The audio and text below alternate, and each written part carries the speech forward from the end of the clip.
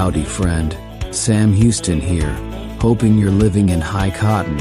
And if you're lucky enough to be in Texas, I know you're most of the way there.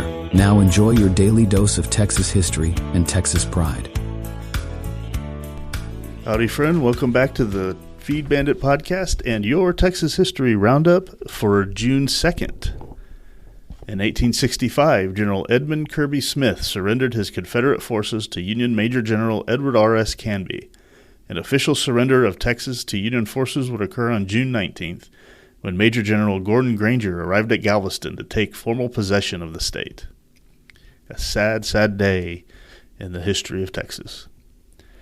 In 1873, the Texas legislature passed an act stipulating that a person could not herd more than 25 horses or cattle on land not their own or within 1/2 mile of the residence of an individual without that owner's consent.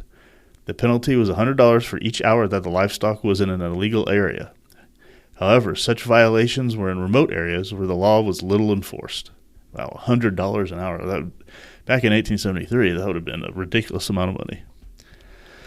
In 1875, the Quahati Comanche, led by Quanah Parker, surrendered to U.S. troops at Fort Sill in the Indian Territory, thus ending the Red River War. In 1908, the first oil from an offshore well was obtained by the Goose Creek Production Company in the marsh along Goose Creek Bay in southeastern Harris County. 5 years earlier, John Gaillard had noticed gas bubbling from the marsh. This first well was abandoned, but in 1916, the field became very successful. And finally, in 1934, O. Henry's, or William S. Porter's home in Austin, opened to the public as a museum. He and his family lived there from 1893 to 1895.